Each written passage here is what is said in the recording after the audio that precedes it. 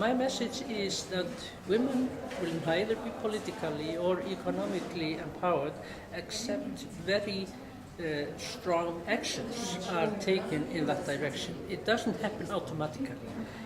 Both with governments and civil society, political parties, all stakeholders will have to take measures to make this happen. And when it comes to political empowerment, then we see, for example, that quotas, they work.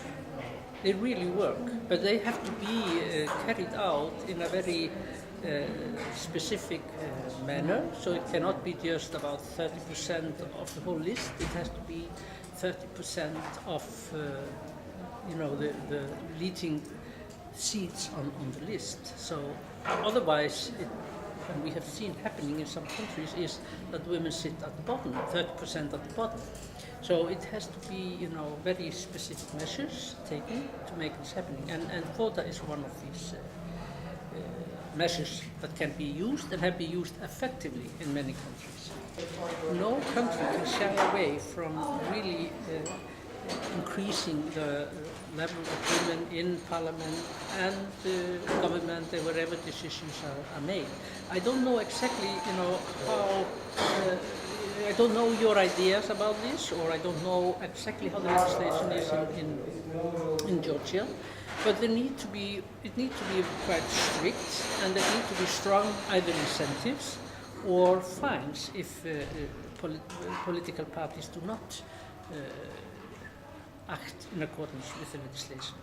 Men and women should be equal. They are different, but they should be equal. And it's important that the realities, experience, values,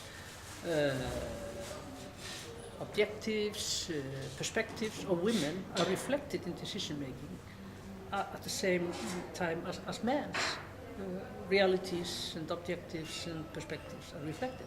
Because that will give us better decisions for the whole society, benefiting the whole society. So there's no doubt in my mind that we will get a better society, more prosperous and more equal. We've seen improvements in women's access to decision-making positions or women inclusion in decision-making processes at many levels.